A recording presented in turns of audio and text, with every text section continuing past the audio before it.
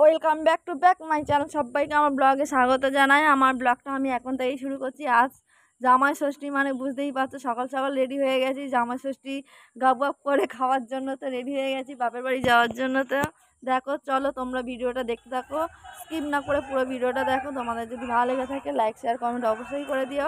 আর হ্যাঁ, যেদিন বাপের বাড়ি যাচ্ছিলাম সেদিনকে আমাদের এখানে হাট ছিল, কিছুতেই যেতে পারছিলাম না। রাস্তাতে এত ভিড় হয়েছিল যে আমরা বাড়ির রাস্তা থেকেই মানে পা দেবো সেখান থেকেই ভিড়। দেখো আমরা বেরোচ্ছি সেখান থেকেই ভিড়, আমাদের এটা মেন রাস্তা, সেখান থেকেই ভিড়টা শুরু হয়ে গেছে। গাড়ি এত জাম যে আমরা যেতে পারিনি। আমরা ঘুরে ঘুরে ঘুরে ঘুরে ঘুরে ঘুরে অনেক দূর থেকে যেতে হয়েছে বাপের বাড়ি। দেখো ঈদের হাট, গরু মোষ হাট যা আছে সব কিছুই যাচ্ছে এই হাটে থেকে, এখান থেকেই বিক্রি হয়। আমাদের এখানে হাট, গরু হাটা বলে এটা।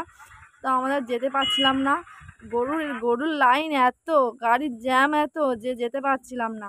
তো যাই করে অনেক কষ্ট করে গলির ভেতর থেকে এদিক ওদিক করে আমার দেওর নিয়ে গিয়েছিল, কারণ ও জানে রাস্তাঘাট ভালো। ওর জন্যই আমরা বাপের বাড়ি যেতে পেরেছিলাম, কারণ না হলে আমরা তো একদমই যেতে পারতাম না। একদম অনেক কষ্ট সৃষ্ট করে ওখান থেকে ঝাঁপ করে বেরিয়ে পড়েছি আমরা। বাপের বাড়ি এসে পৌঁছালাম। তো দেখো আমাদের বাপের বাড়িতে গিয়ে দেখছি দিদিরা তো মুরগি কাটতে শুরু করে দিয়েছে, দুটো দিদি। আর এদিকে বৌদি রেডি হচ্ছিল বাপের বাড়ি যাবে বলে। তো আমাদের পুচকেটাকে সাজাচ্ছিল, ওরা এখনো বেরোয়নি, গিয়েছিল। তো এদিকে দেখো মা রান্না করছিল রান্নাঘরে, তোমাদের সেটাই দেখাচ্ছি। পুরো চান হয়ে গেছে তবু মা রান্না করে যাচ্ছে। মায়ের শরীর খারাপ তবু রান্না করেছে, রান্না করেনি।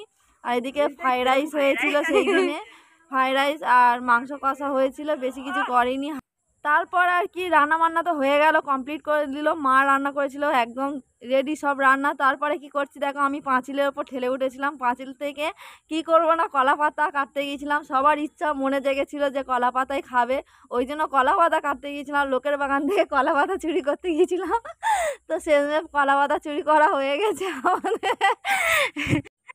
তো তোমাদের কার কার কলা পাতায় খেতে ভালো লাগে অবশ্যই কমেন্ট করে জানিও। তো আগেকার দিনে কলা পাতায় খুব খেত, এখনকার দিনেতে কেউ কলা পাতায় খেতে চায় না। আর কলা পাতা এখন খুব পাওয়াও যায় না, শহরের দিকে গ্রামের দিকে পাওয়া যায়। তো ফাইনালি আমাদের কলা পাতা খাওয়ার ইচ্ছা হচ্ছিলো বলেই কলা পাতা কাটা হয়েছে, শেষমেশ কাটা হয়ে গেছে। দেখো পাতা সাজিয়ে ফেলেছি, কলা পাতাতে সব রকম যা যা রান্না করেছিল সেইগুলো সব সাজিয়ে ফেলেছি। এদিকে ফল টলগুলো সাজিয়ে ফেলেছি, মিষ্টি মিষ্টি যা করেছিল মোটামুটি সব রকম সাজিয়েছি। তো দুটো জামাইবাবুকে বসিয়ে দিয়েছি, দেখো বসে আছে দুটো জগন্নাথ ঠাকুর যেন বসে আছে, থালাগুলো সামনে পড়ে আছে। ওদেরকে খেতে দিইনি আমি বলি দাঁড়াও আগে আমি ভিডিও করবো তারপর তোমাদেরকে খেতে দেবো।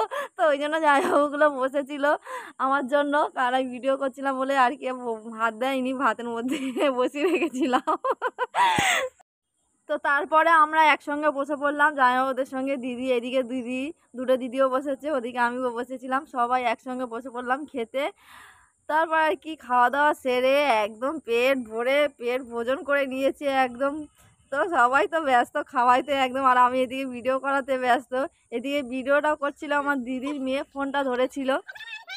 তো পেট ভোজন করে আমরা শেষমেশ পার্কের দিকে গিয়েছিলাম। তো সবাই বসে আছে পার্কে গিয়ে, এটা আমাদের পাড়ার মধ্যে করেছিল, কারণ বিয়ের পর বা বিয়ের আগে এই পার্কটা ছিল না, নতুন করে করেছে, এই কদিন হচ্ছে করা হয়েছে। তো আমরা গিয়েছিলাম, বলি চল ওখান থেকে সবাই মিলে ঘুরে আসি। তো গিয়েছিলাম, স্লিপ করেছিল, দোলাফোলা সব রকমই আছে। ওটা আবার সাইকেল মতন একটা কী করেছে, ওটাও নতুন দেখছি, যাই হোক এটা দেখিনি কোনো দিন।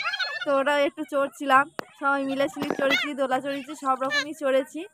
তো তোমাদের সঙ্গে এই ব্লগটা করলাম। তোমাদের যদি ভালো লেগে থাকে তো প্লিজ লাইক শেয়ার কমেন্ট অবশ্যই করে দিও। আর হ্যাঁ, তোমাদের সঙ্গে দেখা হবে নেক্সট ব্লগে। টাটা বাই বাই, সবাই ভালো থেকো সুস্থ থেকো। আর দেখো স্লিপ চড়তে আমরাও খুব ব্যস্ত আছি।